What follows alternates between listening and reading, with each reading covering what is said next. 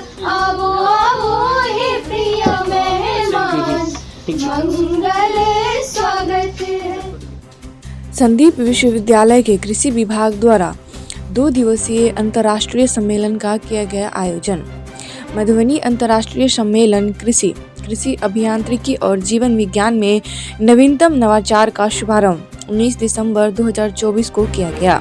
इस सम्मेलन का उद्देश्य कृषि अभियांत्रिकी और जीवन विज्ञान में हो रहे नवीनतम शोध और प्रौद्योगिकीय विकास पर चर्चा करना है। यह मंच वैज्ञानिकों, शोधकर्ताओं, उद्योग विशेषज्ञों और छात्रों को अपने विचारों और अनुभवों का आदान प्रदान करने का अवसर प्रदान करेगा। सम्मेलन में स्मार्ट कृषि, जैव प्रौद्योगिकी, पर्यावरण संरक्षण और स्थिरता जैसे महत्वपूर्ण विषयों पर विचार किया जा रहा है। यह आयोजन कृषि क्षेत्र में नवाचार और विकास को बढ़ावा देने की दिशा में एक महत्वपूर्ण कदम होगी। अंतर्राष्ट्रीय सम्मेलन का मुख्य विषय शामिल जलवायु मॉडलिंग, चुनौतियों का समाधान और शमन उपायों में सुधार, कृषि, पशु चिकित्सा, वानिकी और संबंध विज्ञान में नवोन्मेषी रणनीतियाँ, सतत विकास के लिए सतत संसाधन प्रबंधन, खाद्य और पर्यावरणीय सुरक्षा के लिए जीवन विज्ञान में प्रगति, पौधों में शरीर क्रिया विज्ञान और जैव प्रौद्योगिकी नवाचारों का समन्वय, बहुविषयक शोध में नवाचार और अंतर्दृष्टियां हैं। अंतर्राष्ट्रीय सम्मेलन के मुख्य अतिथि के रूप में संदीप फाउंडेशन के chairman doctor Sandeep N Jha शामिल हुए। उन्होंने अपने वक्तव्य में कृषि में नई तकनीकों के प्रयोग तथा नकदी फसलों पर प्रकाश डाला और भारतीय कृषि की उपलब्धता एवं कृषि में होने वाली समस्याओं एवं उनके निदान के बारे में बताया गया। संदीप यूनिवर्सिटी के कुलपति डॉक्टर समीर कुमार वर्मा ने अंतर्राष्ट्रीय सम्मेलन को संबोधित किया। उन्होंने अपने संबोधन में कृषि में हो रहे नए तकनीकों के विकास और उनका कृषि में उपयोगिता के बारे में बताया। इस सम्मेलन में विभिन्न देशों में कृषि विशेषज्ञ शामिल हुए, जिनमें मुख्य वक्ता के रूप में डॉक्टर अब्दुल वहाब हेकमत, कुलपति पक्तिया विश्वविद्यालय अफगानिस्तान, डॉक्टर हामिद शारेमी, पूर्व कुलपति आज़ाद इस्लामिक विश्वविद्यालय Iran, doctor Santosh Marhatta, professor Agriculture and Forest University Nepal और doctor DK Mahato, associate DN सह प्रधानाध्यापक भोला पासवान, शास्त्री महाविद्यालय पूर्णिया बिहार रहे। अंतर्राष्ट्रीय सम्मेलन को सफल बनाने में आयोजक डॉक्टर सचिव अतुल कुमार, संयोजक डॉक्टर MZ शमीम, सह संयोजक श्री अमितेश शुक्ल और श्री सचिंद्र कुमार सिंह तथा आयोजक डॉक्टर सदस्य डॉक्टर आकाश बाबू, श्री सोनू कुमार, श्री सत्येंद्र कुमार झा, डॉक्टर शिल्पा मंडल, जितेंद्र कुमार शुक्ला, श्री दिनेश, श्री उत्पल कुमार और श्री संदीप कुमार का सहयोग रहा। आज Shri Mahavir Thakur school of agriculture Sandeep university Sijaul द्वारा इंटरनेशनल कॉन्फ्रेंस का आयोजन किया गया। इसमें देश के सभी एग्रीकल्चर यूनिवर्सिटीज और विदेश के भी बहुत सारे एग्रीकल्चर यूनिवर्सिटीज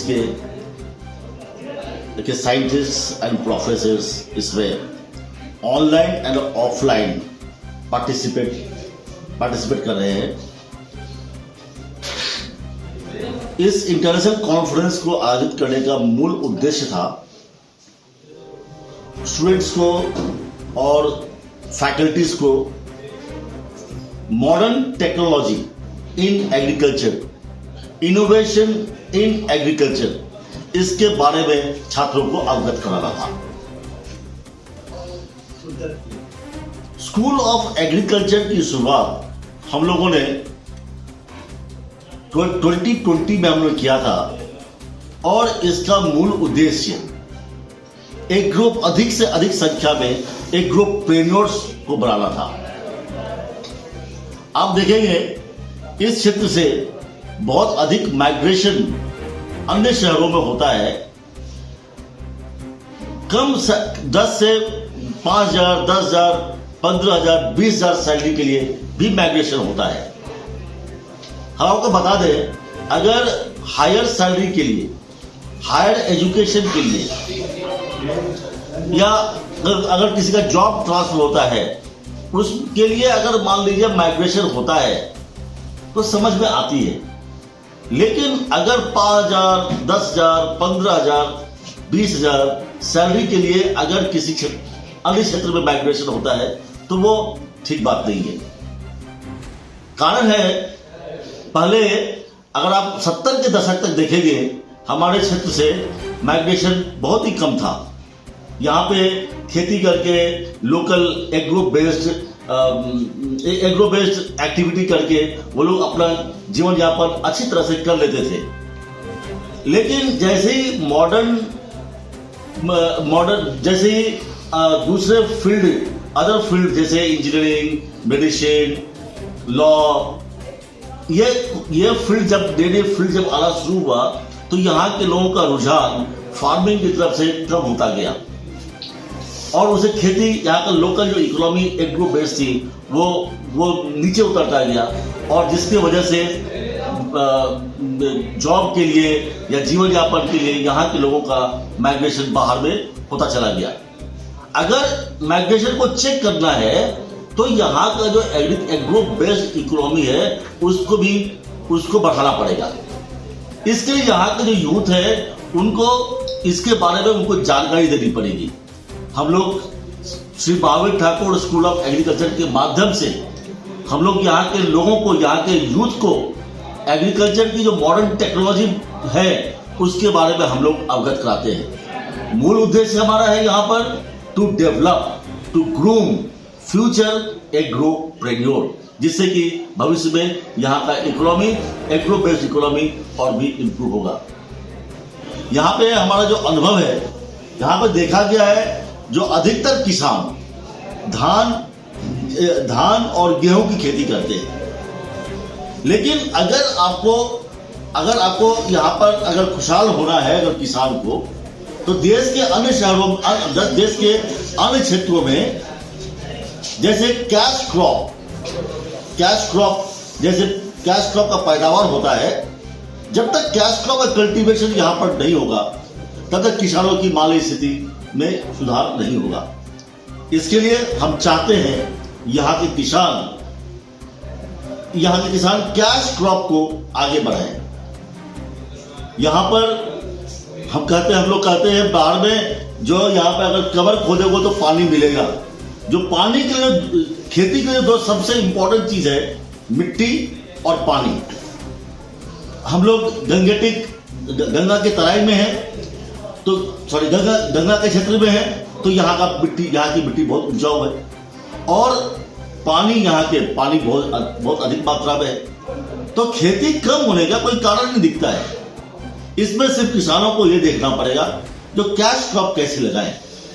इसके लिए हमने भी कहा है जो यहाँ का जो मैं जो सोचता हूँ, जो यहाँ का जो कैश क्रॉप में, कैश तो बहुत तरह के हैं, लेकिन हम जो रिकमेंड करते हैं यहाँ के लोग किसानों को, जो सबसे फायदा होगा